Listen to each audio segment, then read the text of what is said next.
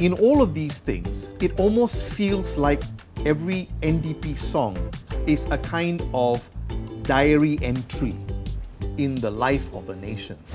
Hi, I'm Shuan and welcome to the Library Report. Join me on an adventure within and beyond our libraries as we talk to interesting people, explore exciting spaces and unearth compelling stories. In this week's episode, we explore the narratives behind our National Day songs and how they tie together generations of Singaporeans.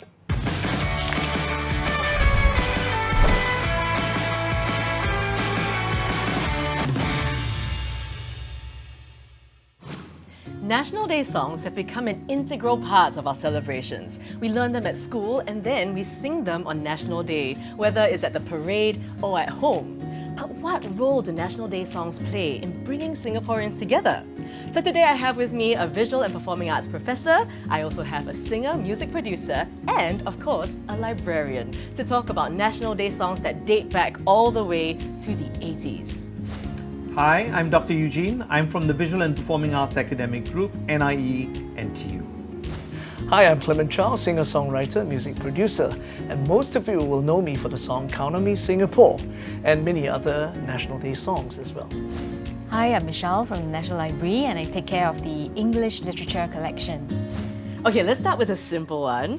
Tell us some of your favourite National Day memories.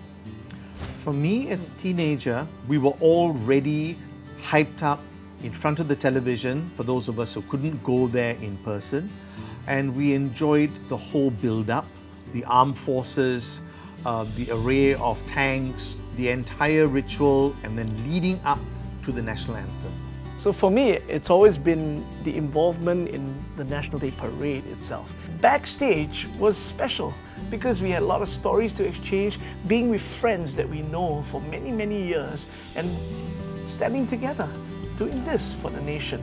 Actually, one of the happiest National Day memories that I have would be singing National Day songs, such as Count on Me Singapore.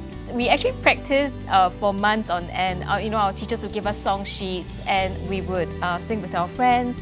Wow. And on the day itself, of course, we could all sing by heart. That's what makes it special, I feel. To this day, the song still remains in our hearts. Yeah. Actually, there's a common thread here also because for my favourite memory of National Day, I remember quite young, I was at the stadium. When we started singing all the National Day songs, I could feel myself getting really emotional and so proud to be Singaporean and so proud to be there, and you could feel it across the entire stadium, hair stand. Nice. So the idea of narratives in our National Day songs, how have they changed over the years? I think when we started with Clement doing Count on Me Singapore, singing Count on Me Singapore, there was a very different kind of narrative. There was a narrative to pull people together. And if you're building community, there's that, it's I who build community. So count on me to contribute, right? And so there's this gravitational pull to a collective. You be less of an individual. With home, there was an appeal to the individual sense of longing and belonging. So in all of these things, it almost feels like every NDP song is a kind of diary entry in the life of a nation. Last year's song was good, The Road Ahead. Yes. Oh, Yes. yes! So Yes. this is one of the fewer tunes that have come up recently that is melodious, easy to remember. Yes. And I think it resonated with the pandemic. yes, Because, yes, we've been there before, we'll do it again. exactly. So that message now is almost as if you brought back the Count on Me's back to the post-pandemic era, saying, we'll do it again. We, now not you, we will do it again. Yeah, there was really a need to bring everyone together. And what better way to do it than through songs? Yeah. Even in the organising committee and the people who do the National Day Parade and the people who commission the National Day songs, there's always some kind of discussion about which direction we're going to go, right? Because even Home wasn't so readily accepted as a National Day Parade song. Correct? Yep. Okay, Clement, maybe you want to tell us a little bit more about this. I mean, I wouldn't know much about that Right, okay. process, in terms of home. It was Dick who had the melody and Dr. Bernard Tan pulled it together with him, and that became unexpectedly one of our biggest hits. But they almost didn't want to play at the National Day Parade because they thought it was too Personal. too morose, I heard. Too emo. Emo. Correct. It had sort of negative connotations of the kind of emotional call together to bring people together. But there was the Asian financial crisis, which we were reeling from, and there was the iconic moment. I mean, it's a very sad moment for us, that Silk Air Right. tragedy. Yes, that's right. And so, for a National Day celebration, if you're going to do something that is upbeat and martial, I mean, it would somehow have grated against the national sentiment. I think it was Kit Chan who said the stars were aligned at some point in time where, this emotional moment and home suddenly found that kind of resonance. Yeah, and the tune was wonderful, and it's so easy to remember. 3 words. This is home. Surely. Truly. This is home really resonates with you. For example, if you are someone who has just come home after spending some time abroad, and when you touch down at Changi Airport, and then you get out and you see the bougainvillea-lined boulevards as you drive home, and then you realize that, hey, this is really home. This is truly where I belong.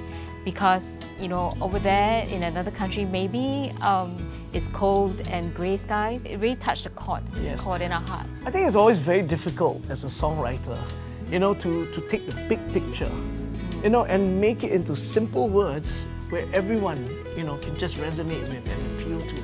So depending on the mood of the nation. And the lyric writer. And the lyric writer, exactly. Because we always have this association of home as a welcoming space. You don't need to say welcoming space, home.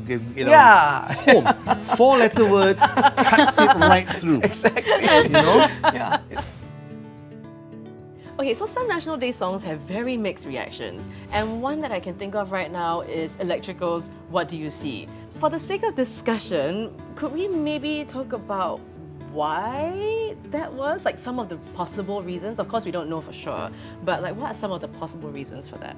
Just to put it out there, we just discussing it is not, there's no, because like when you say when it comes to art, there's no real right or wrong, it's a lot of preference, That's but right. I guess when we're talking about National Day songs, we're interested also in actually what were the reactions and what were some of our reactions to the reactions. Right. I mean, for me, the change, was, I think, apart from the regular messaging and also taking it to a different level.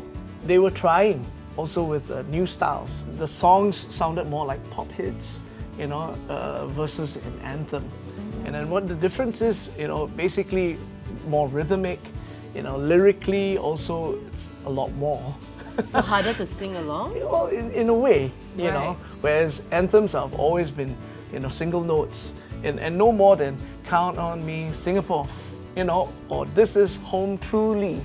Electrico's one, What Do You See? It's also 4, but it's just in a more rhythmic section, and there's been a lot more, syncopation in music. I think there's also a major shift in the directive. Yes, In Count on Me, Stand Up, they were assertive statements. yes. Electrico's anthem was, What Do You See? And suddenly it turned a statement into a question. That's right. And the moment it did that, you would puzzle a number of people who might think, excuse me, what do you see? Whereas if you have a more sus audience, if you had an audience more clued into maybe diehard Electrico fans, or people who were more able to read between the text and beyond the text, That's right. That's right. then the question is no longer a rhetorical question. The question is actually put out there as if to say, if you were being entrepreneurial, what could you see? And the context of that, of course, was we had the global financial crisis that started in 2007 and the full effects of what we were experiencing in 2009. So a nation going through that sort of crisis had to literally rely on its most powerful resources, their human resource and raise an anthem as a question. And when that happens, quite clearly, statements become questions all of a sudden is a seismic shift. Of course. That's why the next level. You can see the shift from we are this, we are that, we can achieve to, okay, we have come to this point in our country. What do you see for yourself? So you turn that question inside. It's an inward turn. And so that's what makes it so special. And it's Yes. interesting that you say that because it's not what do we see, it's what do you see. Yeah. It's So the pronoun that's different. It's the pronoun that's different. Okay, so before the nation-building songs of the 80s, were there other songs that we were singing to create a sense of identity in Singapore? In 1966, Jesudasan wrote a song called Munero Valiba as a kind of exhortation for a new entity called Singapore, independent Singapore, and emphasized youth. And Semoga Bahagia was made a song, I think a Children's Day song by the Ministry of Education in 1970.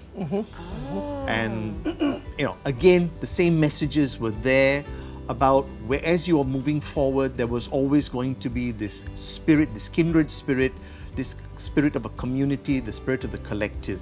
I remember as a child, even from kindergarten onwards, there weren't National Day songs then, but there were community songs such as Dayong Sampan, and all these songs, when we practice them together, it really kind of brings out the fact that, hey, this is a multicultural, nation.